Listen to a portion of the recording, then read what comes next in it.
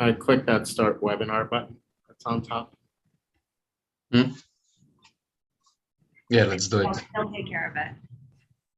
They can start it for everyone. Okay.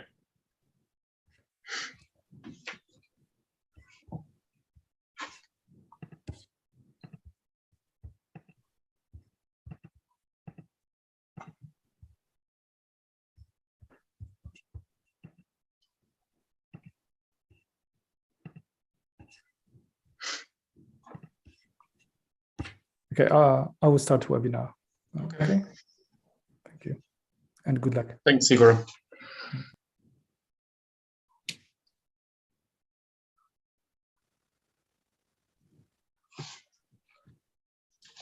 Hello, everyone. Good morning, good afternoon, and good evening, depending on where in the world are you joining us from.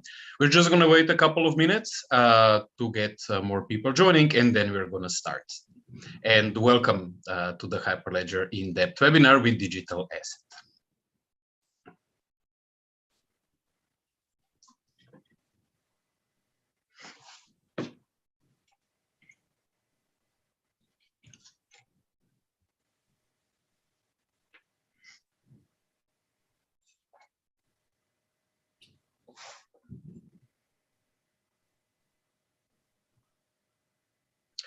Hello, everyone, and welcome to the Hyperledger Foundation In-depth webinar. Good morning, good afternoon, or good evening, depending where in the world you're zooming in from. While we wait, I encourage you to say hello in the chat and say where you're zooming in from. I'm zooming from sunny Copenhagen, Denmark, and very glad to have you here. We're just going to wait a couple of minutes, and then we're going to start with the webinar.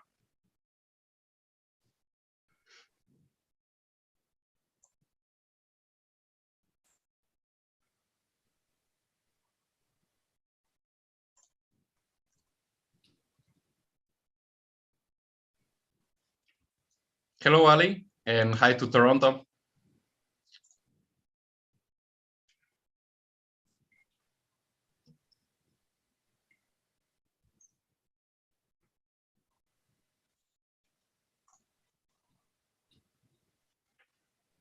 Hi, Mike, and greetings to New York. And hello, everybody else as well, and welcome to this Hyperledger In-depth webinar. We're just going to wait a couple of more minutes so we give a chance to for other people to join, and then we're going to start.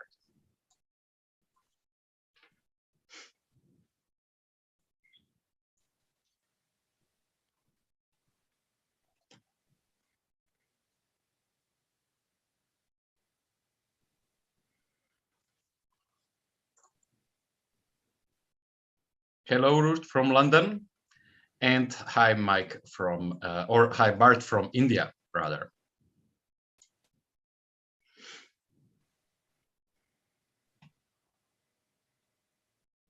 Good to, this is Craig, good to see some names I recognize. Won't mention you all by name, but good to see you.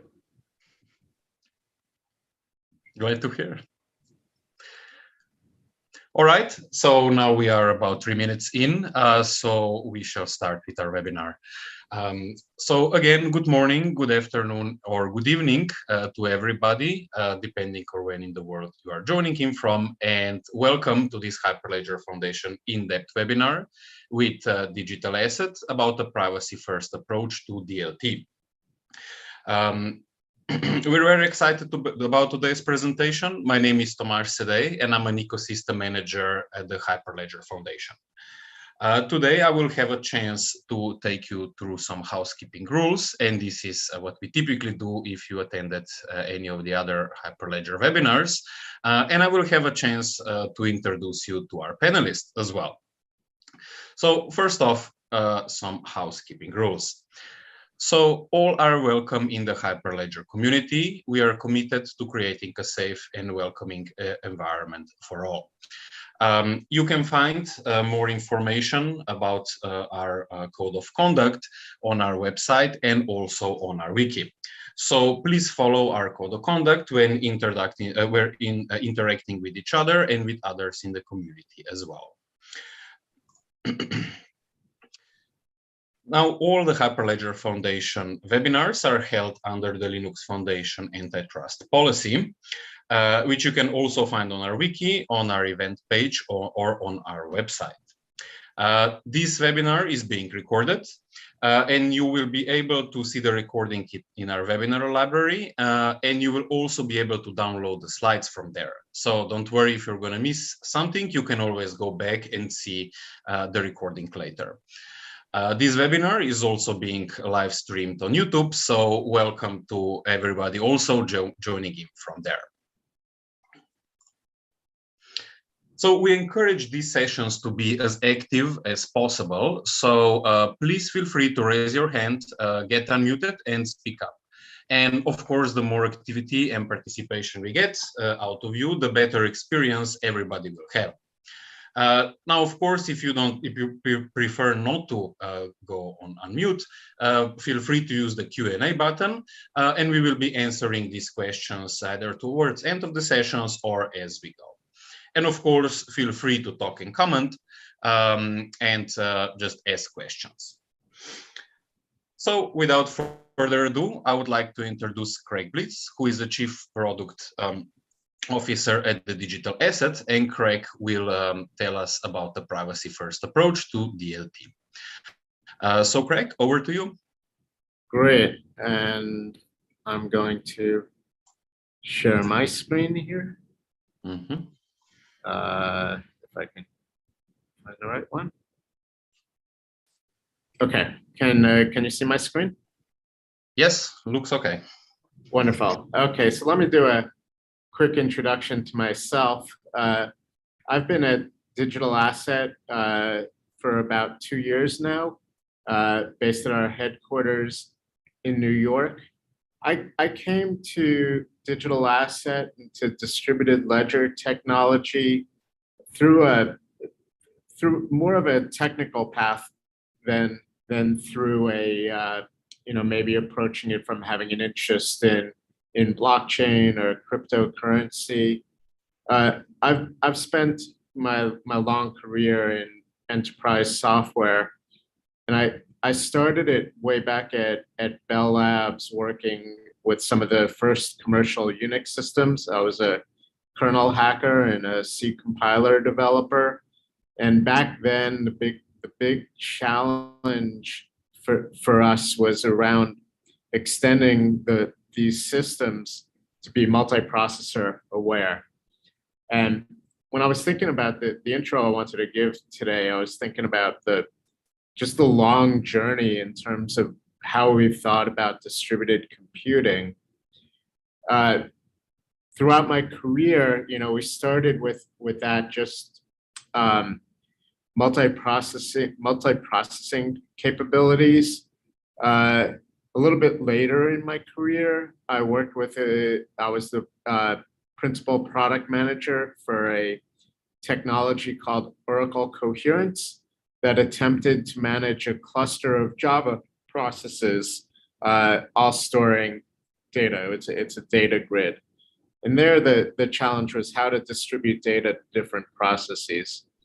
And I see distributed ledger technology as an evolution of that, to where now what you're trying to do, instead of giving a consistent view of data to a set of processes within a single organization, you're trying to give a consistent view of data to multiple companies or multiple organizations, each of which needs to protect the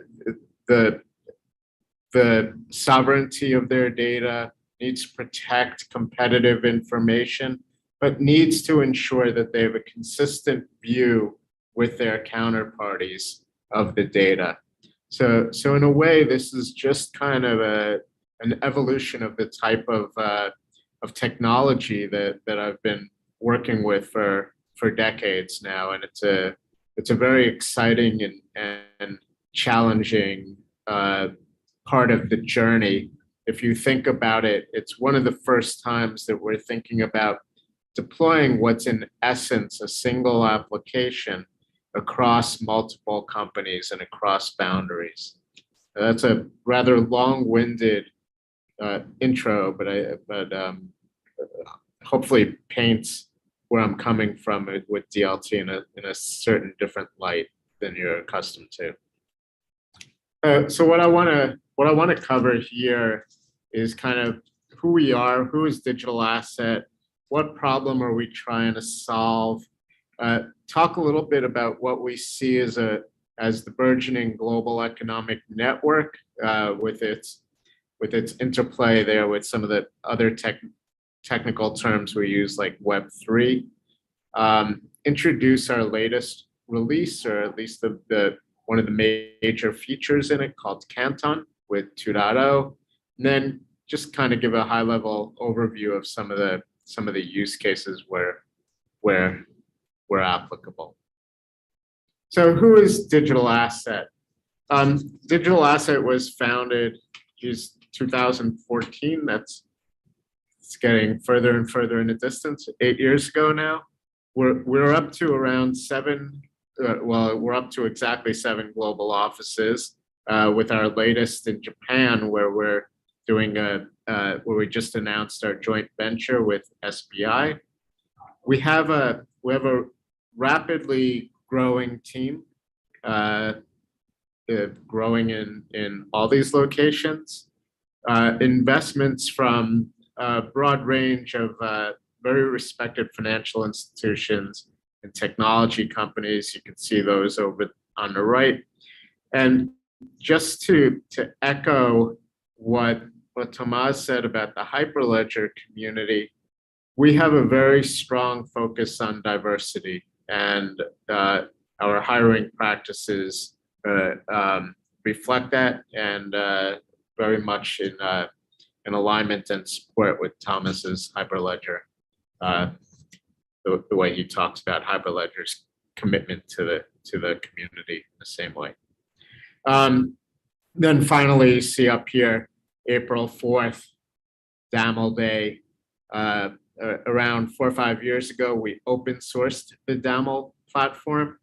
Every year we take off April 4th to celebrate that open sourcing. We believe that this type of technology needs to be open sourced, not just for the old technology reasons of developers want to use open source technology or information wants to be free. But when you're building a platform on which trust is important, being able to show that you do what you say you do is critical. And so having that code available for our users to see is a business necessity.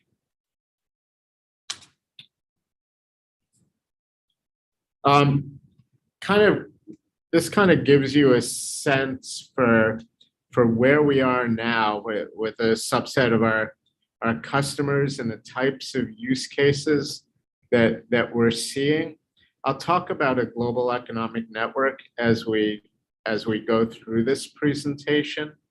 The way I would characterize what we are doing now is we are setting that stage for the global economic network by working with a lot of individual companies or consortia to start building out you could think of these as internet sites. If we will use that analogy to the internet, if you could think of these as internet sites that will eventually want to connect to one another to allow for more innovation.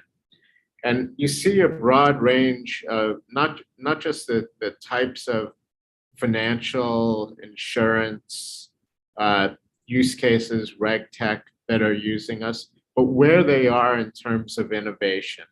So looking over on the right, you'll see everything from like ESG with expansive, where they don't really have an existing tech stack. They're building something totally greenfield. And so they're starting off with a platform that makes sense to them. But then you look at something like Broadridge. Broadridge and repo trade processing is, this is a very old, an old field. And what we're doing there is actually giving them tools to automate processes that have always been very manual. So those are two very different extremes. And then in the middle of that is something like an ASX, where they have a very old platform, but that platform suffers from a lot of challenges that can benefit from modernizing on distributed ledger technology. So what is the business problem that we're facing today? Why do we need something different? Well, most business use cases today involve multi-party workflows. We have the need to share data across boundaries, both internally and externally. And of course, we need to control which data get shared. We have very complex trust requirements between the systems, where we must know who's on our network, who's using the data, who we're sharing it with. We have burdensome privacy and regulatory requirements. So what works in a non-regulated environment may not work in a regulated environment. And all of this leads to the way things are architected today results in very heavy reconciliation, processing, inaccurate data sharing. If you think of different approaches like kind of a build your own or roll your own approach, it's very easy over time to build a brittle system in which it's hard to get the data sharing exactly right. And a little bit later, I'll show you what some of our code looks like and how that's really managed as a Class A part of the Daml ecosystem. And maybe I didn't introduce the term Daml. I did talk about digital asset. Daml is our core product. I'll talk about that more later. If you've heard of Daml, you may also think of it as a language. That's true as well. We use the term Daml to both describe the language and the product that implements and supports that language.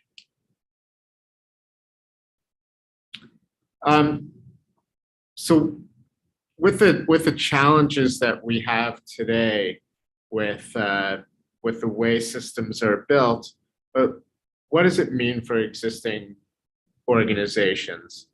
Well, for one, we have large overhead in building and maintaining systems, and this comes about for a couple of reasons.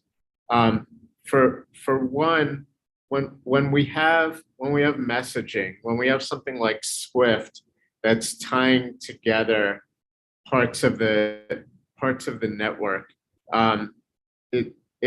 it's very expensive to kind of build the needed transactionality features on top of your platform. It's very hard to maintain, like I said before, who's getting data, who's getting the appropriate data. You think about regulations like GDPR, how do you start enforcing that in these multi-party systems? It leads to very expensive data breaches in which information is shared that you didn't want to share. It also leads organizations to being very cautious about these systems because they're afraid of leaking competitive information. And that leads to very slow innovation. And as we saw in the case of the repo market, very slow to non-existent innovation. And of course, when something goes wrong, in the data sharing or the processing, we get hits to trust and reputation. And underlying all of this, a problem that we talk about reconciliation. It's always just seems silly to me that we have like T+2 reconciliation. We have, in my own personal life, you have cases where you deposit a check but you can't get access to the funds right away, or you have expensive title insurance checks. All of these are reconciliation problems that we hope one day will be solved by distributed ledger technology.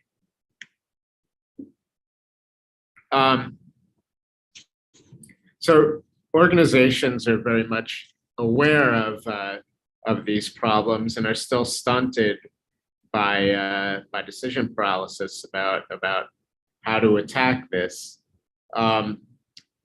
We've already talked about the large overhead in building and maintaining systems. In a lot of approaches, there's a real 80-20 problem in which 80% of the time that you're spending building these systems is focused on system code or infrastructure code and not on business logic. This is a repeated theme that I've noticed over the last 20 years or so. Everyone wants to be able to focus on business logic, not on how that business logic gets run, what the infrastructure looks like. This is, across a lot of technology, you see a lot of focus to do this with, for example, with Lambdas, with serverless, and it's no different in the smart contract or distributed ledger case.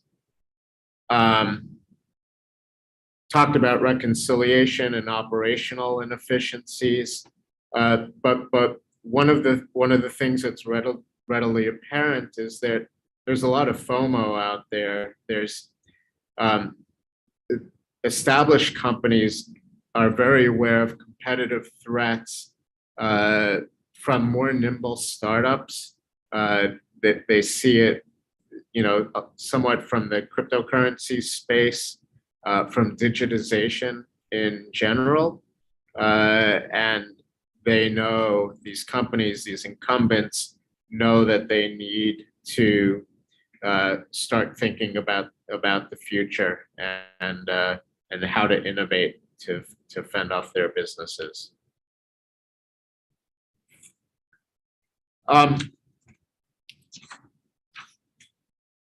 So enterprise blockchain, which is kind of what we're talking about, I've said the term distributed ledger technology, enterprise blockchain, can enable large transactions, again, across multiple parties, and ensure some of these privacy concerns that are preventing some innovation.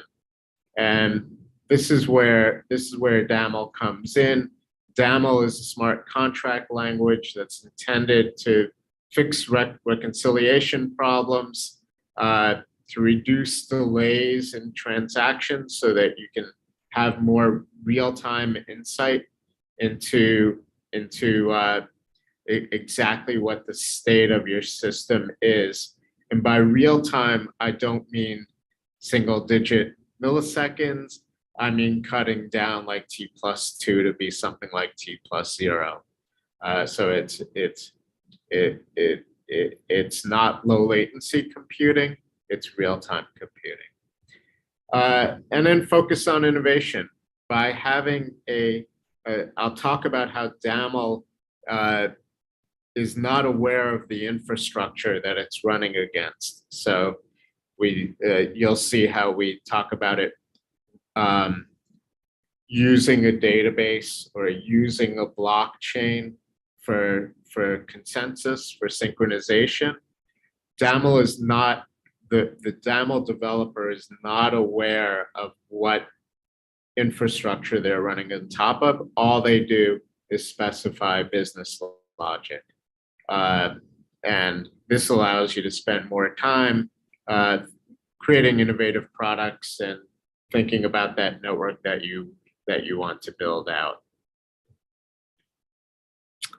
Our vision is the global economic network. So if you think about the global economic network, I kind of showed you that picture of the various customers that are using Daml today.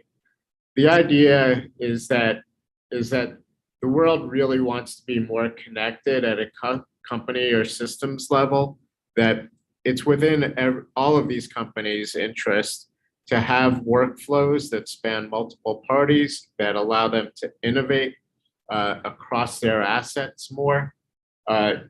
We talk about this a lot in the Web3 dialogue, where it's not only about protecting people's privacy and data, but allowing the free movement of assets across companies and across individuals.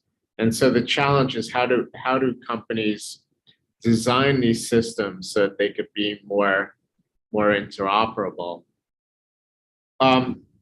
Today, what we see is lots of assets that are in disparate silos of value, but what we see is that these silos of value will eventually be connected seamlessly using Daml.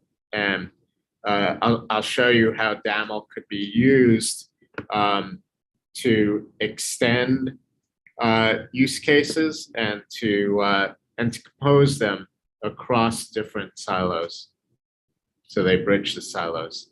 And of course, all of this gets more and more valuable as more assets are brought online onto the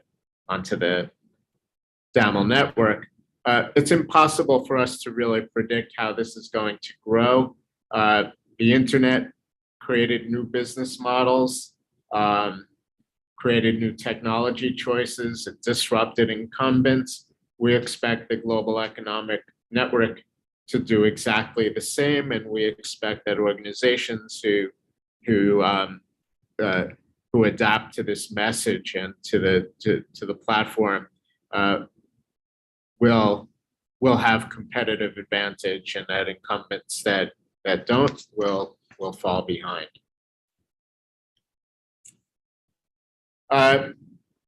Just to continue with that analogy, the internet is a very complex and diverse network of networks.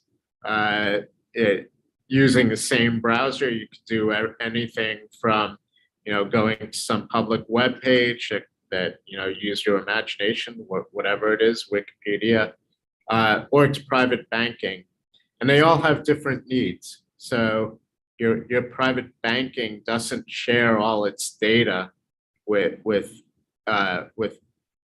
anyone who has a browser. Wikipedia, of course, has the opposite model. It shares everything that it has with anyone who has a browser. And so we think that if we look at our customers, we're going to have customers who have different needs in terms of privacy, in terms of what kind of data they want to share, and we want to provide the generic infrastructure that allows them to determine how much sharing is appropriate for them. Okay, so what is Daml? Daml, as I've hinted at, is a platform that lets you forge seamless connectivity across business boundaries. It's the leading platform for building and running multi-party applications. So this is the key term that we hit on multi-party applications. And by party, we mean different companies, different legal entities within a company. It allows you to transform disparate silos of data, of information, into synchronized networks, allowing you real-time, consistent, shared, trusted data and workflows. And so with Daml 2.0, we built on top of this Daml language something called the Canton ledger. So whereas the Daml language is a smart contract language that defines schema, defines semantics, it defines rights and obligations of parties. The Canton ledger is kind of the best enactment of the Daml language. So the Canton ledger is a privacy-enabled distributed ledger that gets enhanced when you deploy it with complementary blockchains that provide secure synchronization between multiple parties using I'll show you the choices of blockchains or databases that you can use. But essentially, you can think of Canton ledger as a distributed ledger that together forms a virtual storage layer, but where everyone can see only the information that they are explicitly entitled to see. I'll show a concrete example of that in a little while. And so if you look at the entire platform, you write your apps in the Daml language. Daml takes care, well, when you compile that down, the Daml engine takes care of synchronizing state so that at every moment, what one party sees is exactly what another party sees. That is, if they're part of the same transaction. The foundation of this platform is completely decoupled from the underlying infrastructure. So you can build an application on a database or a blockchain and change that decision in the future without changing your code. I'll talk about why you'd want to build on a database or a blockchain in a little while. The shared foundation provides an authoritative source of data, which then can then be used as a basis for in-house analytics, for new data products. It provides an audit trail that can prove provenance and aid in regulatory compliance. All right, so several times I've hinted at the ability to run against a database or a blockchain.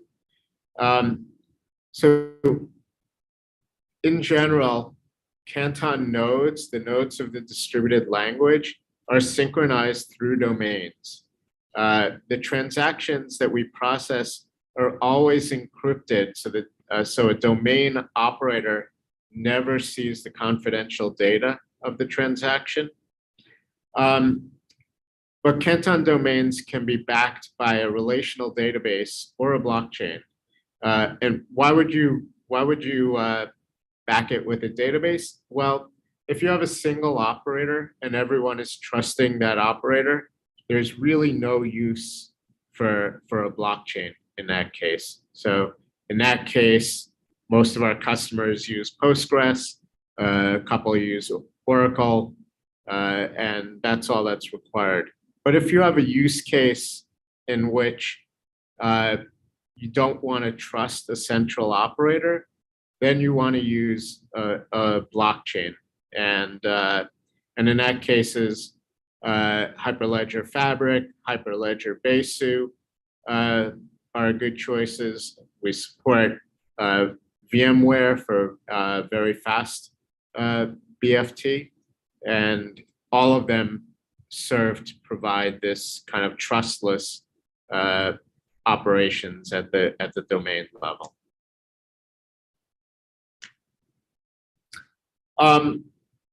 When you think about like how we think about this kind of privacy first distributed ledger versus public chains, we do have a lot of customers who are, I will say, because of that FOMO, or are at least public chain curious. We think there's good use of public chains, but in the regulated environments in which we tend to play, None of the most popular chains support the privacy that you really need to run these commercially sensitive transactions against. And of course, none of them support this kind of heterogeneous application ecosystem that we're talking about. Daml is designed for secure synchronization between parties. It's trying to solve the problem of how we synchronize the data between these parties, and we think about it in terms of 4 different dimensions.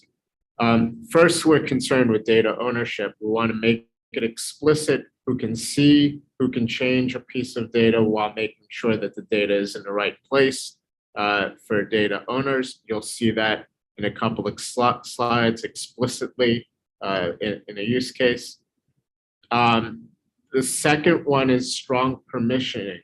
If you have co-owned data, you need to have processes to change and govern that data between those co-owners. It's a core requirement of smart contracts. All smart contract languages have that. The third one is high privacy, meaning that data is shared on a need-to-know basis. We believe that's needed for all enterprises. And the fourth dimension is where blockchain technology is required that I just mentioned, where we need trustless, fault-tolerant, multi-party applications. We believe that most distributed ledger technologies offer you 3 of these 4 capabilities, but no system offers the high privacy that we offer with Canton. And we believe that's really Canton's superpower. I'll also talk about composability that comes along with that privacy feature. But we believe that privacy is the #1 superpower. So what do we mean by privacy? Let's take a more concrete example. So this is a very simple DVP example, delivery versus payment, where we're just trying to do an atomic swap of 2 assets. So Alice and Bob here, we use Alice and Bob a lot. Alice and Bob want to do an atomic swap where Alice pays $100 for the delivery promise of a widget from Bob. There's a bank that's involved to guarantee the cash flow, a factory that's delivering the widget. But we don't want any data leakage between the bank and the factory. We really don't like, all of us, I think, don't like when a bank knows exactly what we're spending our money on. They shouldn't know that we're doing a cash exchange for a widget. Similarly, we don't really want the factory to know how much money is being exchanged for that widget. And we do want Alice and Bob to be able to see all of this. They want the whole view of the transaction. We want this transaction to be atomic. If this transaction is not atomic, it adds to all sorts of application complexity. So, mind you, I'm not saying through the course of this presentation that it's not possible to get privacy with other technologies. I'm saying that it's not possible to get privacy in a completely atomic transactional way, and in a way that makes it even feasible for you to write your application in any kind of efficient manner. Of course, we're all dealing with Turing machines. You can do anything with any technology, but this is all about making it a core part of your platform. So here's the actual code that it takes to do this widget coding example. So we already, if you look at the right-hand side is the code. Ignore some of the definitions on top, but we see in the Daml code we have the where signatory is the buyer and the seller. So we're explicit in who has to sign this contract. A choice is something that you execute again on a smart contract. So in this case, it's an atomic swap where we have a controller that's the buyer. That means that the buyer can execute this choice. And then we see that there are two other smart contracts that are referenced. One is a transfer widget, and one is a transfer cash smart contract. So this is actually a composed smart contract, and then some simple language or some simple logic that indicates that the new owner is the seller, and that the et cetera, the new account is the account that was passed in. What you see on the left is a transaction tree, and what you'll see is that Alice and Bob have the full view of the transaction as it's taken place, but the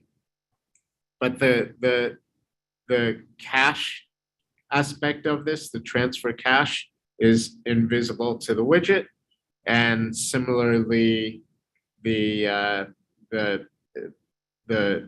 bank, or rather the widget information is invisible to the bank.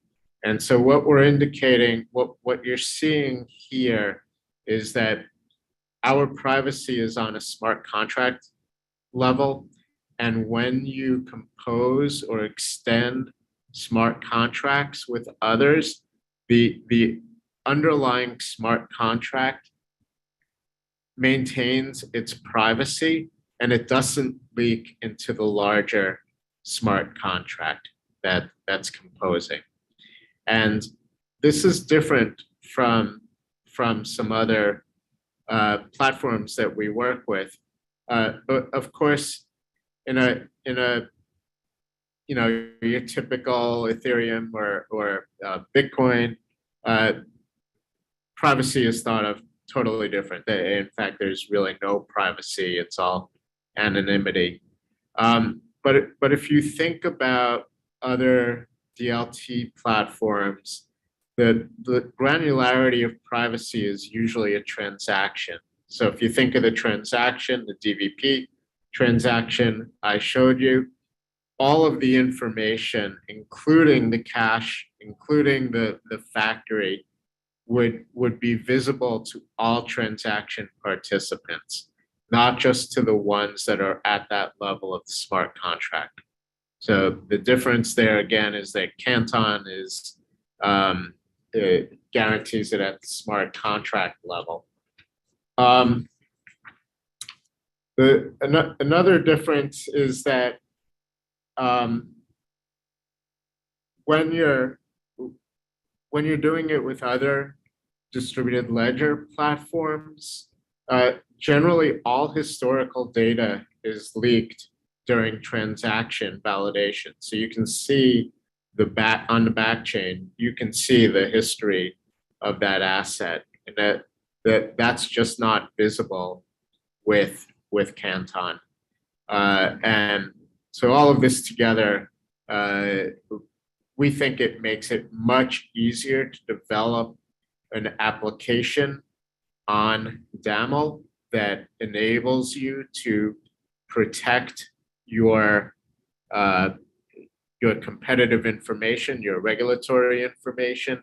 It helps you meet regulatory needs, but it also helps you to write your application logic. Your application logic it doesn't have to worry about multiple atomic transactions breaking up transactions if it wants to maintain this privacy.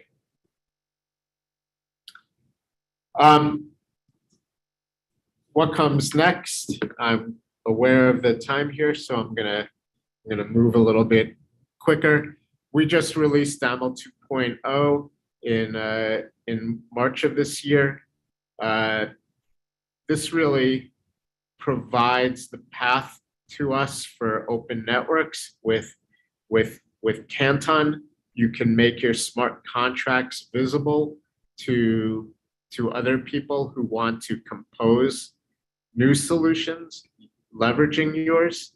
And with our next major release, we will focus much more on open networks and laying this groundwork to a global economic network. So focus today on individual use cases, on consortium use cases, and then focus very soon on how we start connecting these consortium and individual use cases into a global economic network. And just to finish up here, I think I've hinted on a lot of these use cases. I think these are very typical use cases for blockchain. Everything from clearing and settlement, trying to reduce the friction in clearing and settlement, making payments much less frictionless, or much more frictionless rather, making it easier to create smart assets and to life cycle those assets, improve privacy, improve efficiency and custody, and then manage your supply chain, improve provenance much more easily. And then just want to encourage you all to go check out our digitalasset.com website. For those of you who are developers who might want to dig a little deeper into the technology, check out our digitalasset.com/developers/learn page. If you have in a recent past, I encourage you to check it out again.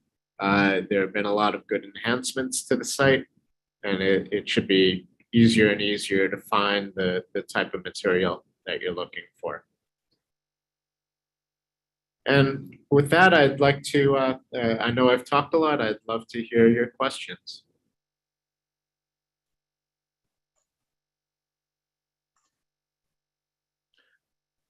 Hi, Greg. Thank you very much for this very interesting presentation. I really enjoyed it.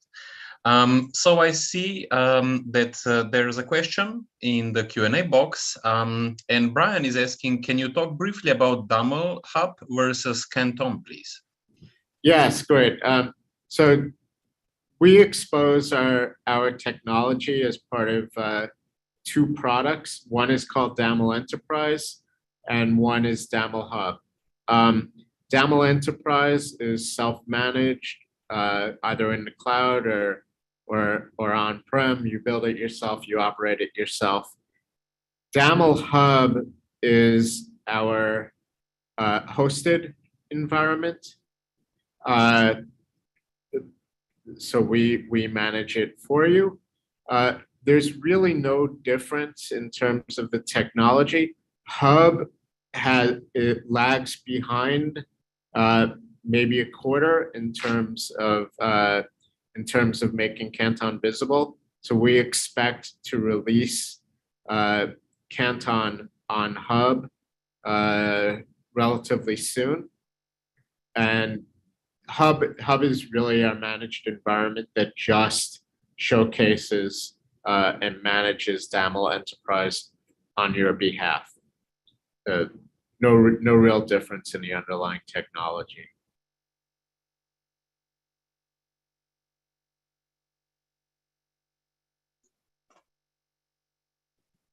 Okay, thank you, Craig. Are there any other questions?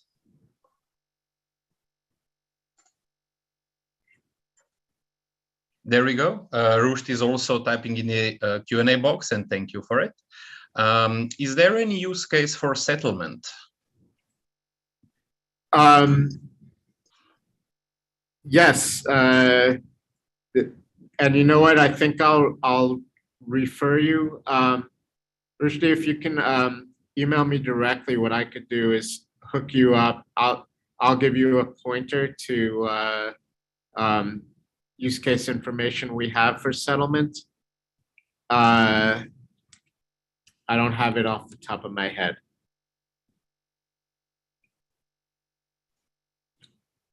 Okay.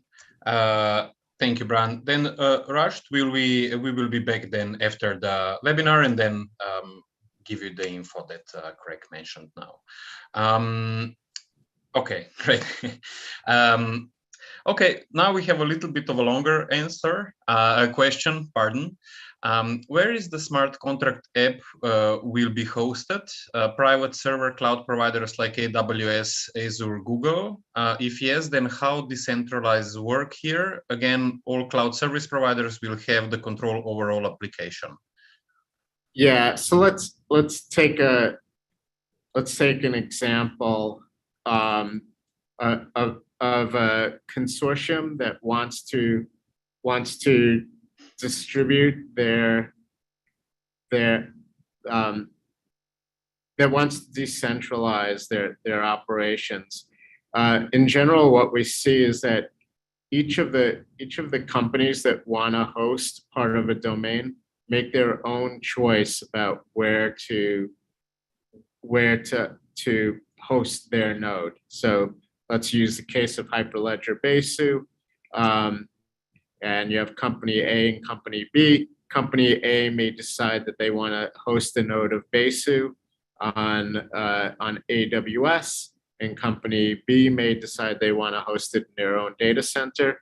We are completely agnostic to where they host it. It comes down to how they view their trust requirements. And we have companies hosting in certainly all three that you mentioned: AWS, Azure, Google. That's great. Thank you, Craig. And we also have a question from Ali. He says it's a general question, and will open banking API have any impact on DLT adoption?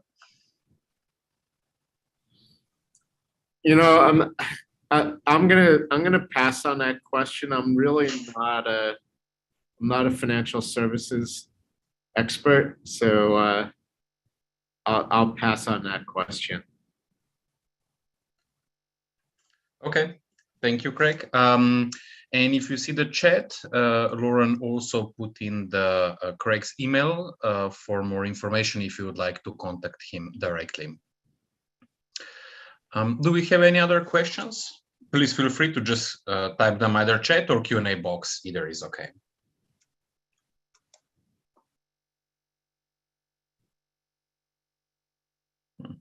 Okay, Craig, we do have a question from YouTube. And Alexei is asking, what are the key differences between this platform and Hyperledger Fabric, which has private channels? I think the big difference is the simplicity and ability on which you can write your transactions and compose them without having to wonder or worry about the underlying infrastructure. One of the things that our customers really like is that they can start with something like Postgres, write their Daml, then decide that they want to be able to have more trustless operations, so move it to Fabric. Just a lot less focus on that underlying on the underlying infrastructure, But then I also think that the notion of the composability of smart contracts and that the transaction itself is at the smart contract level and honors the privacy of the smart contracts that it builds upon makes for a much more flexible system.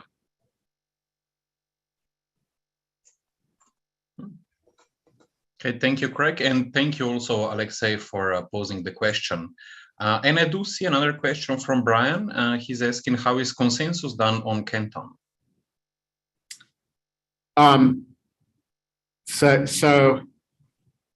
Consensus is a funny word. So we use the underlying storage technology, if you will, for lack of a better word, as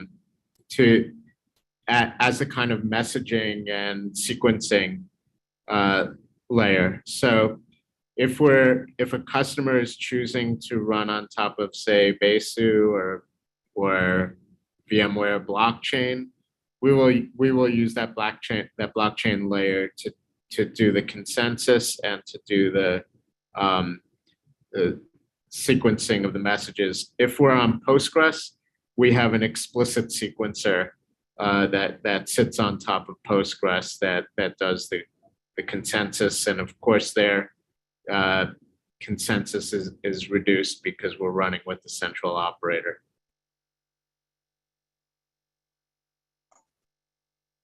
Great. Thank you very much, Craig. So we're almost at the top of the hour, so I guess we have maybe time for one more question, if anybody would like to ask.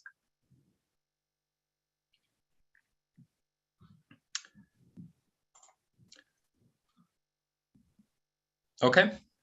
Well, thank you everybody so much for joining. And of course, you know, if we didn't manage to get to some of your questions, feel free to ask, either reach out to us or reach out to Craig, which email you can also find in the Q&A box and also on the chat box. So feel free to reach out to us or Craig if we didn't manage to address some of your questions.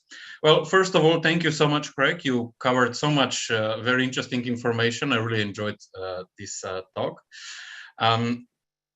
And for other participants, I would like to invite you to join our Hyperledger Discord, and you can join our community here. You can join our projects, so you can join Fabric, Besu, but also special interest groups, which are community groups working on different sectors, working groups, regional chapters, and many more. You can scan the QR code or also return to the presentation and just click on this hyperlink here. We also have some upcoming Hyperledger webinars, and these are in-depth webinars like today's one with our member companies about the products and services they are building and using. So in 2 weeks, you can join us for the webinar with Ziv on the topic of enterprise blockchain automation for launching and managing your blockchain networks. And then a week later, you're invited to join Antoine from Splunk, who will talk about the observability and blockchain, excuse me, and provide a deep dive into Fabric and Besu.